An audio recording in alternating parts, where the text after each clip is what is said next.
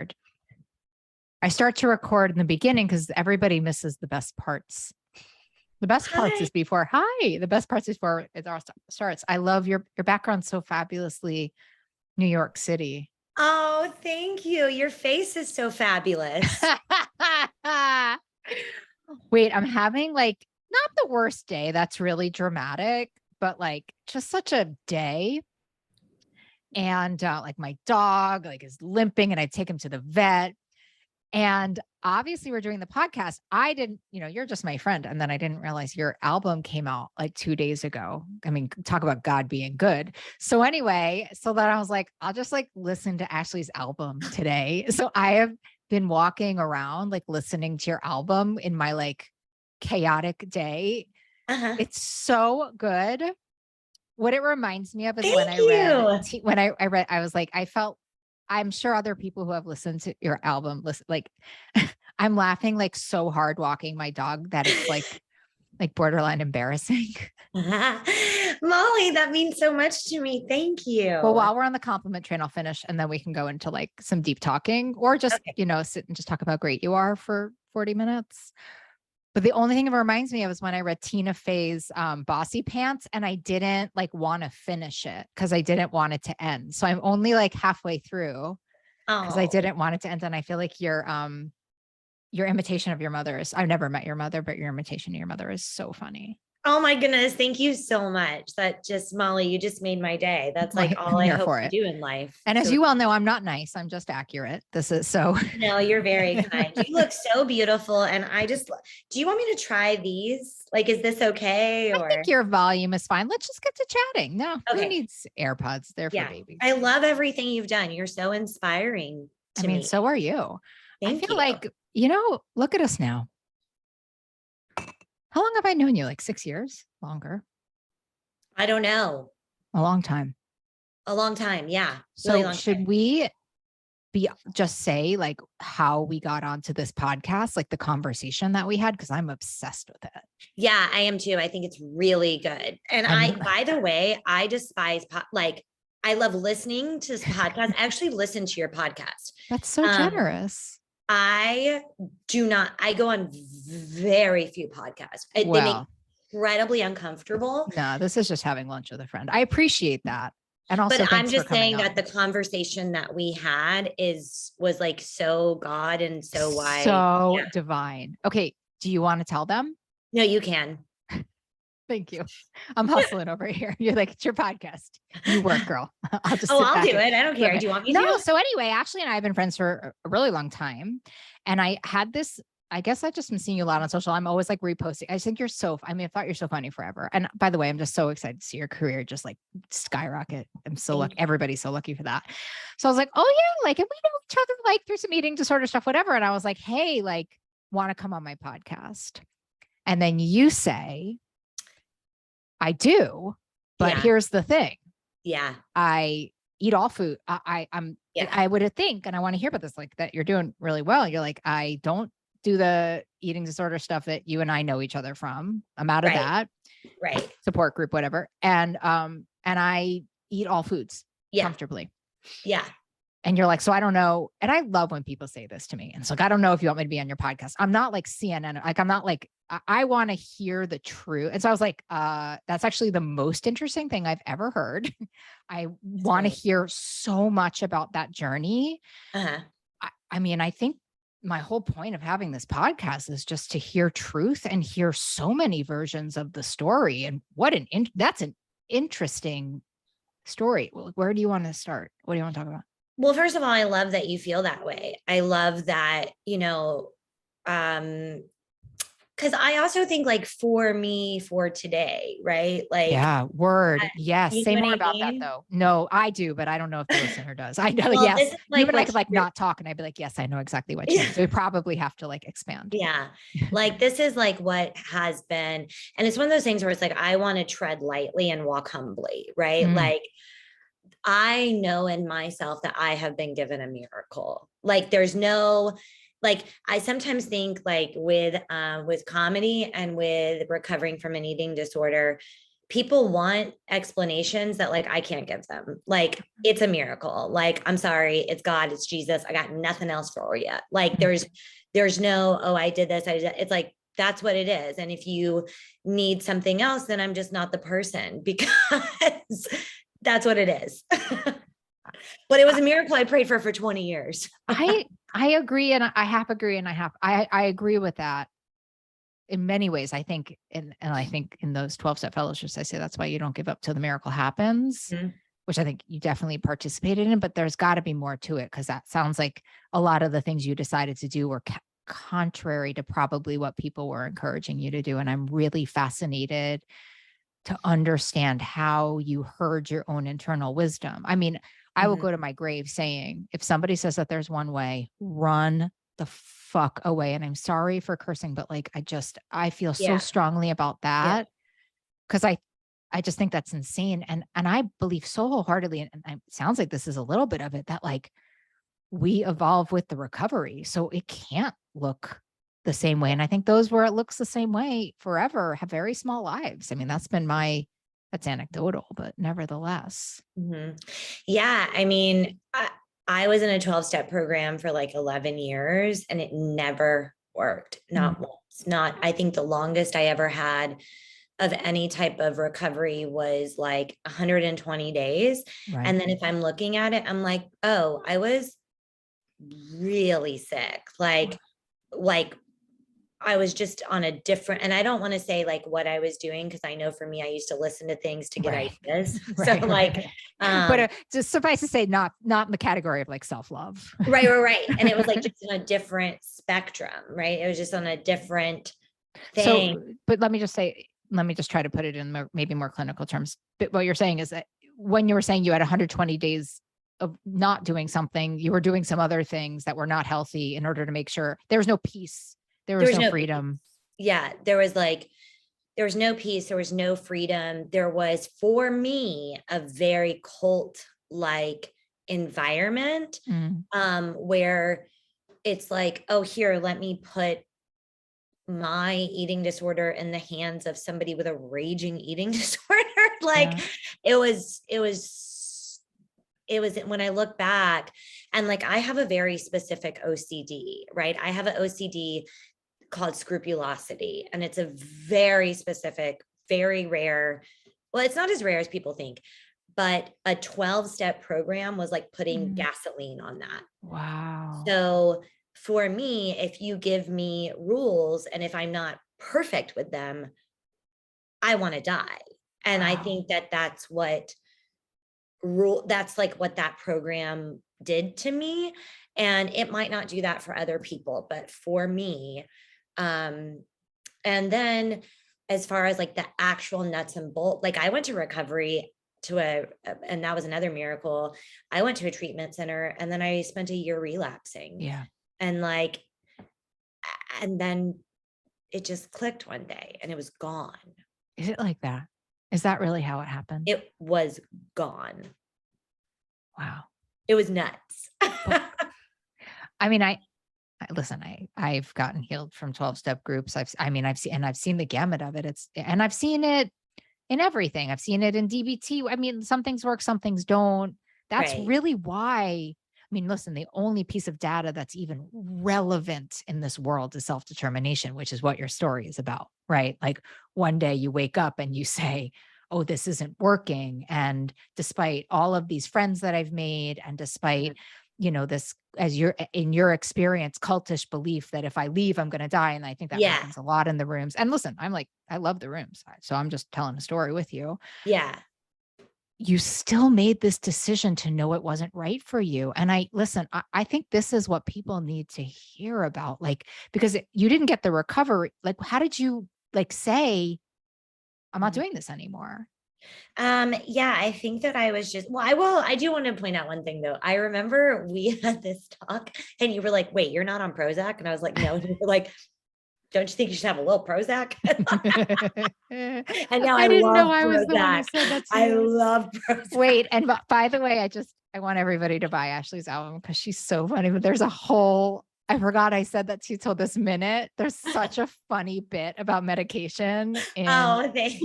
on your album. I did what, because the evidence base is people like you take Prozac. Yeah. And thank you for phrasing it that way. But yeah, it's, so how did I know it was done? How did you know you like it's hard to leave a cult, Ashley. So if you're describing it as a cult, I'm fascinated to know how you heard your inner voice to say, get out of here. I was raised in cult adjacent. Yes. I'll say that. I was cult adjacent. And I've also, now that I know like what grooming is and stuff, I've just had things in my life that I have had predators in my life create environments like that multiple times. And at a certain point, I would go like, well, what is it about me that like attracts that? Right. And it would kind of stem from this cult adjacent way that I was raised for a little while, just a little while. And I was seeing an OCD therapist that like in Denver, like I was flying to Denver, and not everybody has that luxury. And I do not come from money. That was a whole nother miracle. And my mom had moved to Denver, and I was flying to Denver, and I was staying with my mother, and I was seeing this therapist who specialized in OCD, the one I have, who specialized in eating disorders, and who specialized, like she had grown up in a very similar way. She had left that, and I'd never met anyone that knew, right? Like, wow. I never have come across another human being that knows what it's like to be raised with a religious abuse and leave the abuse, but not want to leave the religion. Like, my religion is the most important thing in the world to me. And by the grace of God, I'm able to know that humans used it as a weapon that God never meant it for. So then like peeling that apart and going, what is real? What is God? What is abuse? What is, like, peeling that apart. She was helping me with that, and it was incredible. And there was just one day where like I did a certain behavior before our session, and something clicked and was like, you're never going to do that again. Like, it was done. Whoa. It was just done. My entire body is filled with goosebumps. It was crazy. You just knew. It was just done. It was gone. It was like, and I mean, I'm talking, I had spent well over 20 years on my face begging God. Like, I was not somebody who wanted to continue living that way. I wanted to die because I couldn't get recovery. And like, I had multiple people and doctors tell me like I was a hopeless case. Wow. And when I tell you it was just removed, like it was, I feel like I got a brain transplant. Like, it was crazy. Sometimes I think those miracles happen a little bit like a corn husk, right? Like, it's like, it does sound like a little, like slowly it came off, and all of a sudden it was like, boom, down on the ground. Because I mean, if you don't mind me noticing, like, you were hustling for your wellness, Ashley. Like, it's not a compliment. Like, if you're flying to Denver, there's a lot. I've been doing this a long time. And I saw 3 people today that were poking holes in little teeny things I was asking them to do, but I don't think like I could get to that. It's at 7:00 at night. And I was like, okay, so I guess, someone's like, oh, can you fly to Denver? Your mom lives there. You're like, yeah, let me do that. Yeah. I mean, I will have to say, like, my mother she went to hell and back for me, and I want to say she was also the woman who accidentally raised me in a cult adjacent thing. Right. So there is grace, and there is like, like we're not like this idea that like, oh, our parents were supposed to, like, no, they were human. My mom was younger than me when she had 3 kids. Like, you know what I mean? It's like, my mom was 24. I'm like, God bless. How do I even get mad at you? I was just Yeah. like blackout drunk and like covered in chocolate at 24, you know, like, Totally. like, it was like my mom had like a kid and I'm like, how could you have raised me like this? And I'm like, I mean, come on now. I can hardly have a dog. Blackout drunk and covered in chocolate is That could the be funniest. wow. That's high Totally. praise over here. But yeah, but that was the thing. And my mom just went my mom went to any length to help me. And I also want to say, like, probably the number one, and I don't speak openly about having had an eating disorder at all. So this is literally like, because I felt called by God. I felt like very connected to you in this way. And I love this podcast. I love what you're doing. But also, like, financial disparity and recovery is, I mean, do you remember you would try to help me get treatment because I had no money? Yeah. So me saying like, oh, I flew to Denver, I don't want that to be in any way, shape, or form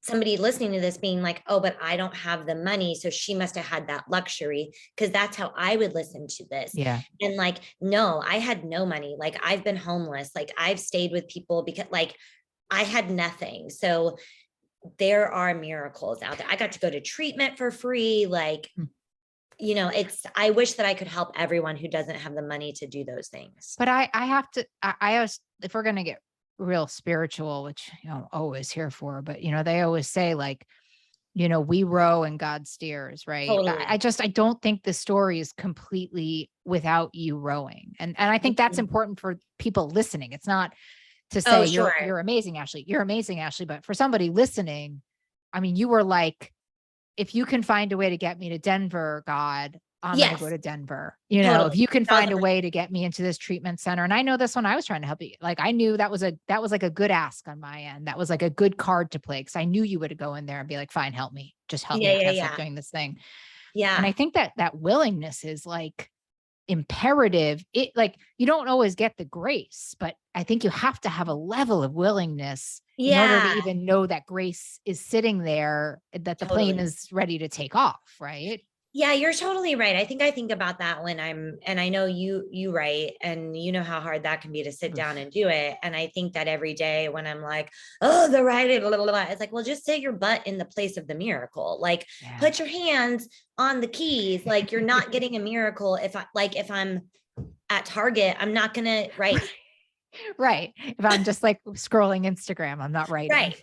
Right. Exactly. Looking for my miracle on Instagram, which I so often am. It's definitely not on Instagram. I know. Sometimes, do you ever sit there at night? I'm just like, what are you looking for here? Like, it doesn't matter what Audrey's doing. You don't even know her. Yes. I don't get so much of like a compare and despair. I think I get like, I don't know what I get. It's like, I get very caught up. My friend Casey, who's like a very peripheral friend, got married this weekend. I was like, I would pay money for the wedding video at this point. I'd be like, I just want to know what, just a little bit more. I know, Casey, if you're listening, I'm happy to pay for it. I'm curious about your mom, more in the spirit of this is a miracle and it's not a miracle. Because I imagine that you had to ask for help. And I'm curious how, because it's real, eating disorders they really roll with secrecy, don't they? Oh my goodness. Yeah. Yeah. And I'm curious, like, how you involved your mom, if it was tricky. I don't know if it was tricky. Usually with eating disorders and moms, it's always tricky. Yeah. I mean, listen, I had an eating disorder my whole life, you know, like it wasn't, I'm almost 39. I had it since my conscious memories of it are 4, right? What do you remember? I just remember like sneaking food. I remember hiding food. I remember thinking I was fat at 4 years old. Wow. Yeah. I remember not wanting to go to this, like, my mom put me in this little like dance thing, and I only went once because I remember thinking my thighs were too fat. And like, I was a really tiny kid. Yeah. You're sort of a tiny person in general. We don't need to talk about body here, but that's down so here. Yeah, but I will say that's been something that's been very hard, is being like, oh, I have a new body. You know what I mean? Because you combine recovery with aging, and you know what I mean? Like, it's a whole thing. Totally. Yes. It's a whole thing. But yeah, so my mom, when I was in college, wait, can I ask you a question about that though? Yeah. Do you also mean like having, holding on to sustain, like having sustained weight? Like, do you mean like in your new body and then getting older and having like Wait, what do you mean? like when you're saying being comfortable in your body, it's because you're healthy now. Is that, and there's a secondary weird thing for you? Yeah, I think it's like when, for me, how do I put this? For me, being heavier than I Yeah. was has challenges, but Enormous. Weight yeah, restoration is so hard. it's It's, really hard. It's yeah, probably the hardest part. yeah, I would imagine it's the hardest part. When I hear something so weird, it's all the same. Like, so is like weight release, like Really? You're just in a different yeah, body. it's just a different concept. And then you're like scared you're going to gain it. It's like, it's all, Yeah. it's just such a brain fucking eating disorder. Yeah. Totally. Totally. It's just, and for me, it's not so hard with people that didn't know. Right. Like I have two lives, right? And I think my stand-up life, nobody gives a crap what your body looks like. Stand-up's like nobody cares. Right. And my acting life, everybody cares. Oh And God, so what a like, dialect. Jeez. right. So it's like, there were some parts that I was like, oh, who cares? It's so great to be like at comedy clubs. Nobody gives a crap. It's almost like better the uglier you are. Right. No way. No, that really tracks. Yeah. Yeah. And then, you put on what would be a very small size of a costume, and people can't believe that it needs to be let out. And you're like, Wow. psycho. That is so So crazy. yeah. Anyway, but So yeah, back to my your mom. mom. Yeah. If it's not one thing, it's your mother. That's what they Yeah. say. And we're extremely close. Like she's like my best friend. Mhm. But when I was in college, I didn't have any money, and American Express was thrilled to give me a credit card. And I was buying things to aid my eating disorder. And the bill went to my mother's home, and she saw it. And my mom had this eating disorder, and my grandma. So Oh, just wow. you and your little science, like, Yeah. That's more like my spiritual science. yeah. Generational trauma is no joke, man. Yeah. So my mother was like, what is going on? And then I told her. Now, listen, I had like multiple interventions at school because I went to a performing arts college, and, we ran around in leotards all day, and it was pretty obvious. But I also want to be clear that and when I was at my sickest, it wasn't obvious. And a lot of eating disorders come in different shapes and sizes. And like the medical and the treatment world can really mess people up by thinking that like, you look fine. And it's like, that person could be about to die. Oh, normal weighted bulimia is arguably I would say, fine. Underweighted anorexia also, but like normal weighted bulimia is so hard to catch. You have to be so smart about it as a doctor. You have to know about teeth. You have to know about you have to, and like, by the way, in like the 17 seconds you get seen by a doctor, like I know it's really asking a lot. And it's so, and it's just so accepted. I've been in 12-step a while, and if I'm in the alcohol talking about food, if I bring up that I'm in recovery from an eating disorder, half of the meeting starts to talk about having an eating disorder. It's just so prevalent, and I think in a weird way, incredibly accepted. Eating disorder behavior is so accepted socially. 1,000%, 1,000. And also now that like, I don't really care what I eat, all I notice is how much other people do, and other people I'm so with you on that, and care what they eat. Like, is it okay? and I'm so bad, nonstop. but nonstop. And I'm like, this is when I was in treatment, my therapist would always say, like, this is the least interesting thing about you. Yeah, I love that. And like, I love that, and I never used to think, and listen, I'll be honest, like I have something coming up that I'm like, oh, I wish my body looked this way for Absolutely. like that. I don't think that goes away, but I also don't, I don't know. It's like they say, there's like a Jewish phrase, and it says, it's not an evil thought, it's an evil deed. Like, Yeah, I don't think we're that I don't think our thinking is that like pure. I just think thoughts come up and they're kind of fucked up sometimes. And then we're like, oh, Yeah, look, that a fucked up eating disorder thought. Like, who cares? totally. How did you, so you figured out, I love this thing. So you really figured out that you were like basically living out a trauma by being in the 12-step community Oh and then yeah, sort for of sure. attracting vultures and not, I hope I wasn't a vulture. I do love you, but No. um No. Never. that's my trauma. Um Never once. but good, I love you so much. And so and then like how did you figure out, because when you really identify as only as not wanting to eat sugar or whatever you were believing, like unbelieving that is so hard. I'm Yeah. fascinated to hear how your intuition came out and said, hey, just eat all foods, you're okay. That was a farce.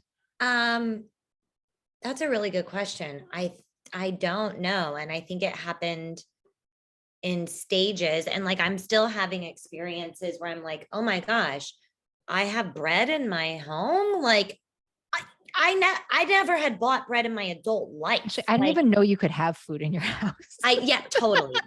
I mean, a If thousand percent. if we're really being honest on the podcast, I've never Yeah. known you to be able to keep any food in your house. Oh, me personally? Yeah. Yeah. No, right. No, everybody. Yeah. That's a correct. Yeah. I mean, Now listen, you're saying that's a miracle. There's I just mean, food in your house I right now. don't have like, I, I still daily have to go to the store because I'm shocked I'm hungry, but like, I can't believe, every day I'm like, what? Yeah. Here we are But again. yeah, yeah, exactly. Here we are again. But, what were we saying? I was saying, how did you figure out that it wasn't the Oh, sugar for you, that you um, really needed to be more of an intuitive eater? I'm not sure. It was definitely like, I failed at intuitive eating so much because I would get scared, right? Like I would let too much in too quickly and then I would get scared. Mm, Um, and then one day, you know what was happening?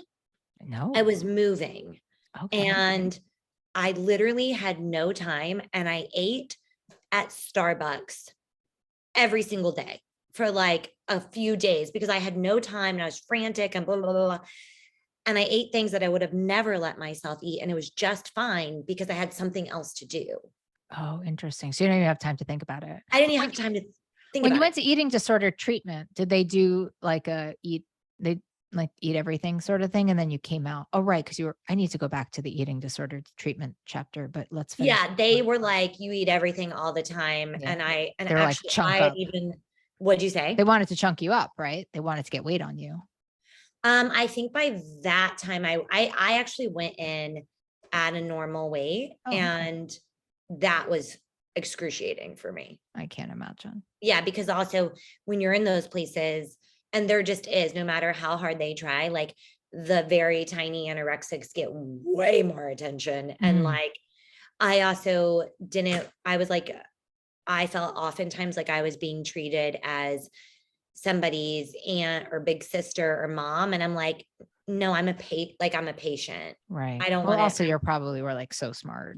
It was probably like, and had it so much, I don't know, like time and treatment in OA in its own way, right? well, that was the interesting thing is I would try to log on to meetings. And did you know the dietitians there had never even heard of OA? Wow. Yeah. Wow. Yeah. That's crazy. Yeah. And that was definitely a like eat all things program. Yeah. Well, listen, I have to say, listen, I'm very clear that I am addicted to sugar and flour. I am not clear that actually, there's no part of me that believes that everybody is. I think that is absolutely crazy. And I think, Yeah. and then I guess this is probably what I should say, given that I'm known for writing a book called Breaking Up with Sugar. But I actually think there's a huge case to be made that when people struggle with undereating, eating disorders, that intuitive eating is really the right choice. And for Mhm. some, it isn't. Yeah. It's just that it's so It's so individualized individual. and it Yeah. requires such a high level of what we're talking about here, which is like knowing, self-determination, ability to Yeah. go to a treatment center and take a year and not heal or fully heal or whatever you want to call it, for like a Yeah. year That after. was And hell. tell That me was about hell. it. Tell me, Because tell you me. think I always thought that that was the last resort, right? I Right. was like, if that didn't do it, then nothing will. And that year was the worst year of my life. That was hell. That was absolute hell. To relapse after, because I was there for 2 months and they were like, you need to be here for 6. Wow. Like I was not a joke around case. And also just because I know when I used to listen to things, I would be like, yeah, but you were, under eating and so you don't understand. No. I was like I am just going to say it because I don't want people to get the wrong.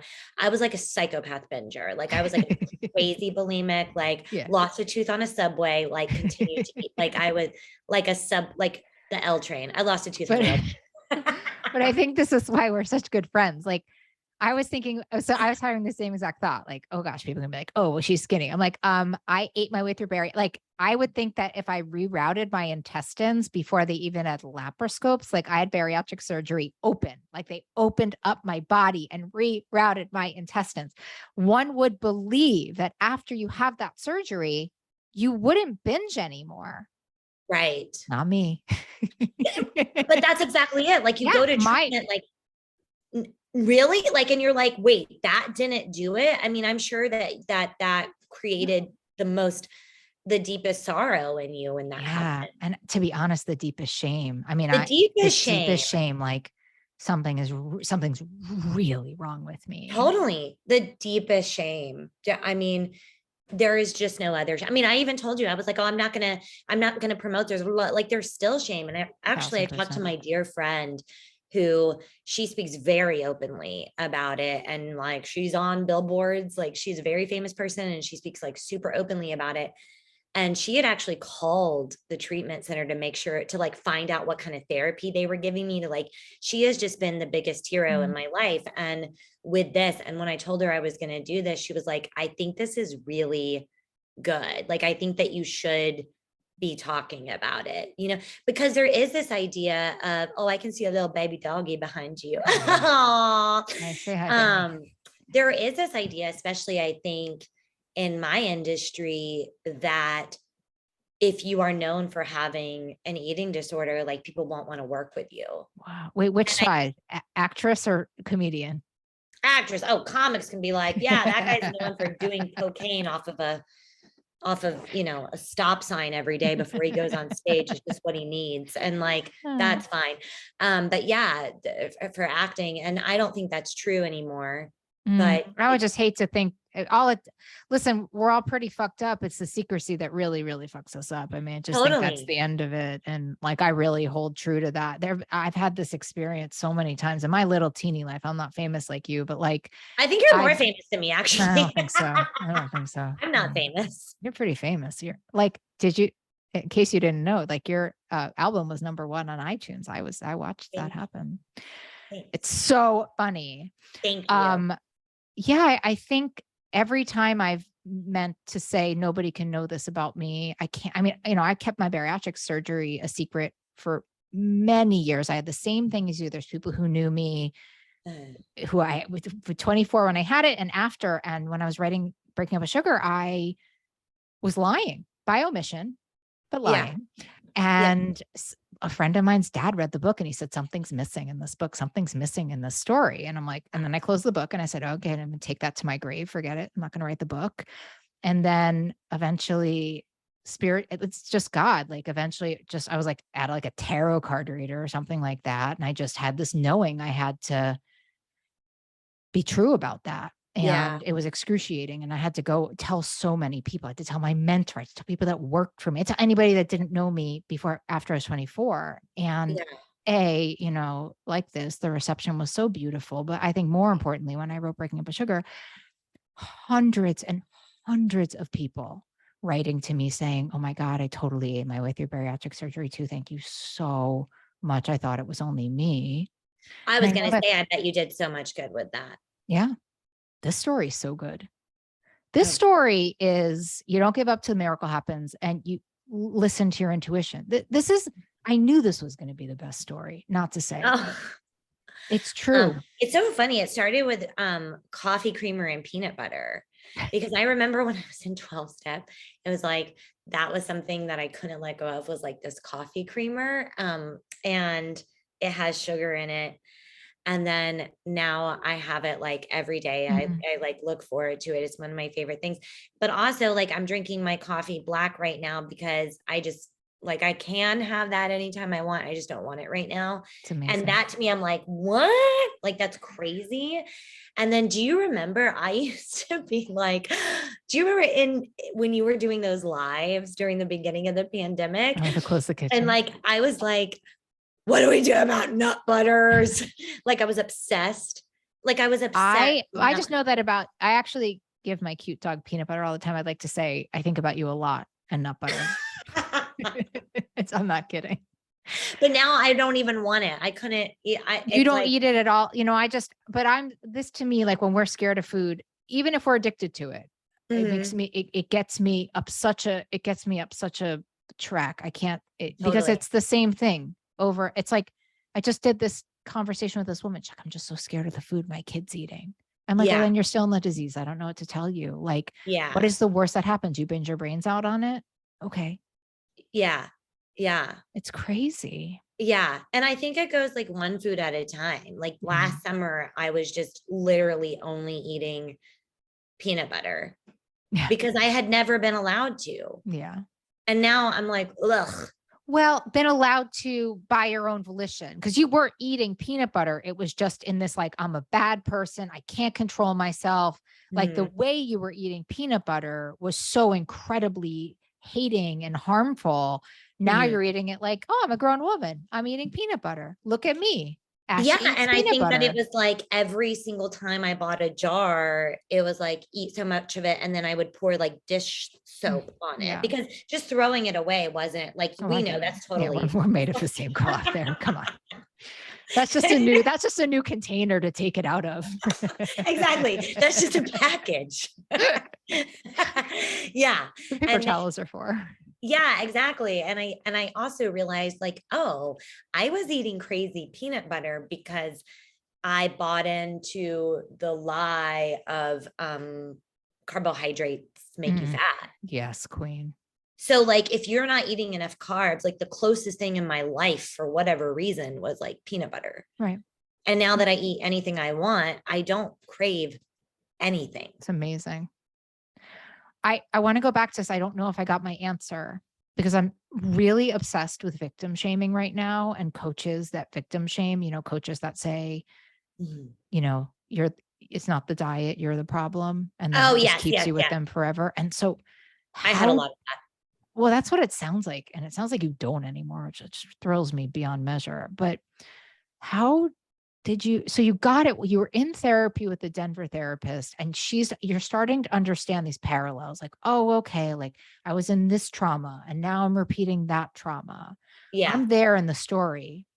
How did you actually did you just stop going and then no one called you? Or did you have to go tell people in the program, I'm out of here? I mean, for whatever reason, and I'm still friends with some people from that. Most of them are not in the program. Right. Anymore. I would say, I don't know how people found out, but nobody asked. So I'm like, wow.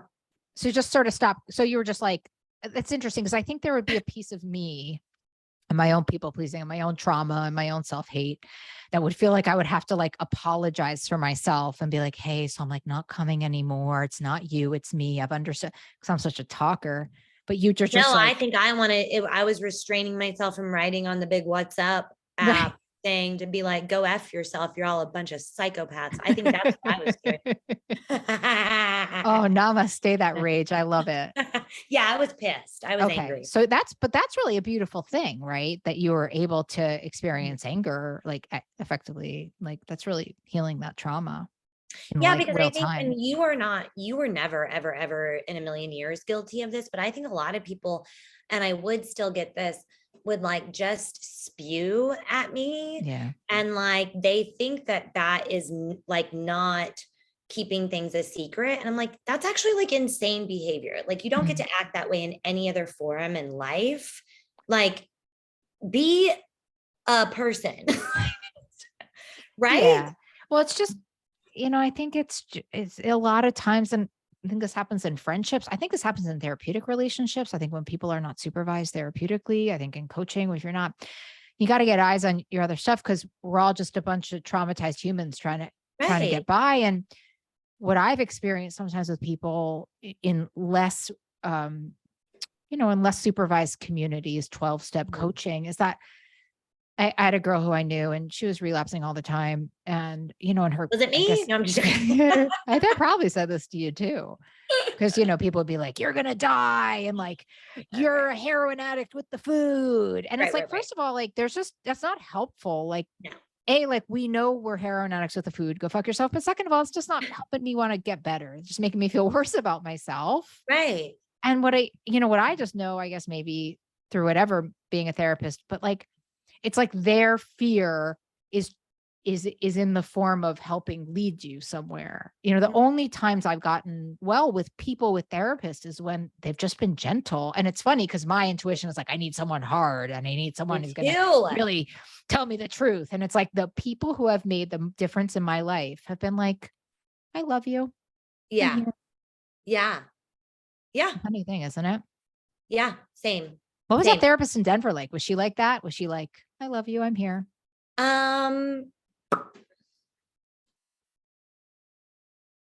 Maybe. What was she like? It's all like, that part is such a blur. She really understood. Here's another thing. I was terrified of God, not just like I was terrified of God. And because I didn't know anyone who was raised with the things I was raised with, right? No one could understand. At least I didn't know how to be like, but you don't know what I'm feeling inside of me. And then when you're in a program that's like kind of God oriented or whatever, it just kind of got me really messed up. And so a lot of what she was doing was teaching me how to be loved by God. And I trusted her because she had been through a very similar thing as I had. Right. That's so beautiful. I mean, talk about what you're craving. Yeah. Be really hard to be loving to yourself if you didn't feel loved by like divine or whatever or God or whatever you call it. Yeah. And for me, that feels like actually like the biggest calling on my life, is that like I get so upset that it feels like my faith has been hijacked by something that makes it, by people that make it seem like very judgmental and mean. And that's like, for me, that's the most damaging to a human, to like fill them with shame from their creator. Yeah. No, I've had to do a ton of work on that myself. I was with my God kids, and I said, I just wanted you to know I love you more than anything in the world. And they said, no, you don't love us more than God. And I said, yeah, that's so true. Sweet. That's so sweet though. It's sweet. They always call me on it. Yeah, but not more than God, right? I'm like, yes, not more than God. I don't love anything more than God. Okay, fine. So how do you stay supported now? Like, what's the vibe? What do you do? It's so funny because my friend that was really with me on, your little angel. Yeah. We'll talk about it if we're having like weird days with it. And this is really the miracle. I used to tell God, and once in a while, especially on Sundays, I still get this. Wait. Yes. Okay. But I used to be like, hey, God, like I can't withstand it. So if you give me, like, if you don't relieve me of cravings, like, I can't, like, I'm literally helpless in this way. And honestly, I don't have cravings. And it's the biggest gift from God, because I just. Do you have big feelings? Like, what do you do when you get really sad or really scared? You don't want to like go binge your brains out? I don't. And the only thing that creates that for me is when I don't, and I just had this fight yesterday. If I don't honor my Sundays, like I go to church and then I do not speak. I do not talk. Like I get in a bath and I go to bed. And if I have to stare at a wall, like I don't want to see people. I don't want to speak. Once in a blue moon, I work on Sundays, and literally like I strap on because I know that I'm going to be a mess. So this is like, I'm sorry, this is bearing the headline in many ways. Like you do such enormous self-care. So you get like a generator regenerating, Yeah. like you get regenerated in such an extraordinary way. So that's enormous self-care. Sundays is truly Sabbath for you. Oh, it's a true Sabbath. And my relationship, like my fella and I, we get in a fight about it a lot because I told him yesterday, I said, if I don't take a Sunday, I will be in a mental hospital. Like, I'm not joking. And she's not kidding. It just comes out really funny. Oh, thank you. Like, because it is truly, I have to have that where I don't speak Wow. to people. Yeah. You have to like get your extrovert like recharged or else Yeah. you're going to, that makes it. But I always think that with eating disorders, it's like we're always crossing some limit that's making us cross limits, you know? That's literally what my friend would say. She would say whenever she would purge, that first moment of it, she was like, I knew she would know exactly what yes she said that she meant no. Fuck yes. Right? Every binge, 99.9% of binges and purges that I have chained in my illustrious career has always been saying yes when you mean no, saying no when you mean, like making such a sacrifice against yourself and then doubling down with harming yourself after it. Absolutely. And it's like, stop. She would always say this too. She'd be like, stop leaving yourself on the side of the highway. Like, I'm obsessed with her. Yes. Yeah, she's the best. You should have her on. Yeah, where is she? I'll tell you who she is later. Okay, but yeah, and it's just true. Stop leaving yourself on the side of the highway. Yeah. But I thought that if I didn't say yes to you, if I didn't show up when I didn't want to, if I didn't do these things, this was literally what I thought. I thought that was me being unloving. Right. And I thought that my religion says I'm supposed to love God and love other people. And here's what I've learned. Like for me specifically with stand-up comedy, if I don't recharge, I'm not good for the audience. And my job is to love them. So if I can't give myself away in other ways, well, I've been entrusted with this job.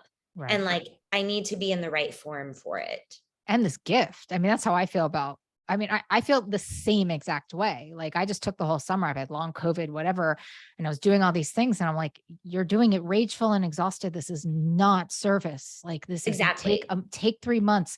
And I was worried financially and everything. I was like, God will figure that out. Yeah. God gave you this gift. God will take it away. None of this. Just go take care of yourself. It's all you need. And that's the story for you. But I also think that like busy, and that was, I think the hardest thing to do was to stop saying yes all the time. Fuck yes. And yeah, saying no is really, really hard when it's a new skill. And when you associate it with like big loss or people hating you and you have a high premium on people hating you, which often has to do with you not liking yourself and not having enough stability. There's lots of work to be done is what we're saying. Yeah. This is such a good story, God, but that's the story. So the main way that you maintain the recovery is by having the highest premium on taking care of yourself. That's the whole answer. Mm-hmm. And I do think that gets easier as you get older. I think so. We stop doing so much shit. And then also it sounds like you have at least one super solid person in your power circle that you can that you're current with that you tell the truth to. Yeah. And I think, I think I've just been given a miracle because I don't struggle with it. Like, I'm just not somebody that was good with like, waiting it out. Like, just don't do it for tonight. And like, I couldn't, like, I literally couldn't. And I was also an undiagnosed bipolar. Yeah.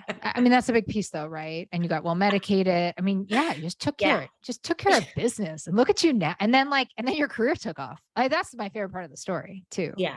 But I do love the shiny unicorn sprinkles. Well, listen, I do too. And I hope it continues. Well, that's what it looks like, my friend. Where can we get this? Tell us about this album.